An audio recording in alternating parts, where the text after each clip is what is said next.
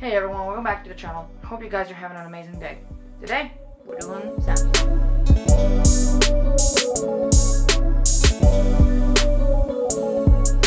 So, in today's video, we're going to be doing a Samsung phone.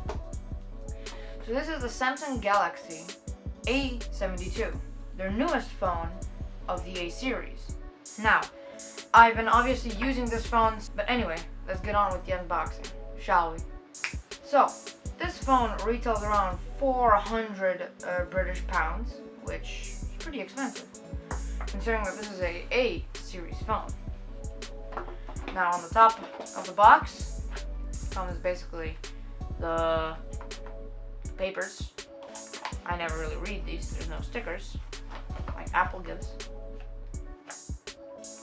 So on top we have the phone. And then underneath that, we have a USB-C to USB-C cable. So as you can see, it's not even in focus, but never mind. USB-C to USB-C cable. I'll just put that next to the box, right there. And a 33-watt fast charger. I tried to get it as best in focus as I can. There you go. So, there you go. That's basically the box. This charger is basically a luxury because in 2021, most smartphone companies are actually ditching the charger and just leaving a cable in there. I don't know why. It's pretty dumb, but got a charger anyway. Now, let's get on with the actual phone. So this is the Sasmung Galaxy A72. Now, because it is matte black, because I immediately touched it with my palm, it's pretty smudgy already, but speaking of the color, comes in four colors. Comes in amazing black, amazing purple, amazing blue, and amazing white. They're all basically plastic backs and glass fronts, obviously. The display is always glass. Speaking of the display, it uses Gorilla Glass 5, which obviously scratches at level 6 with deeper grooves at level 7. Thank you, Jerry, with that. Anyway, glass is always glass, but this is Gorilla Glass 5, which is basically the industry standard for their secondary phones. Their primary or their flagship phones usually use Victus, which is the strongest glass ever to be made, that is. It has a 6.7-inch display, which is perfectly big enough. The bezels are about 0.3 to 0.2 millimeters thick, especially on the chin here. Everywhere else is basically a borderless panel, which I like. And everything else is inside. So let's power it up.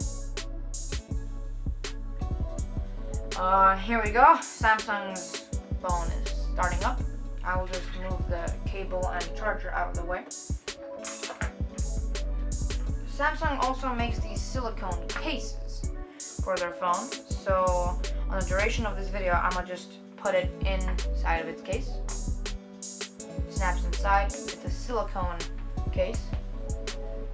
Really nice. And it has this little lip on it. Basically just prevent it from, when it hits the ground, it first hits the actual silicone before anything else. So, powering the phone on, you can see the default live wallpaper here. I obviously gotta unlock it, so give me a second. And here we go. It says starting Android.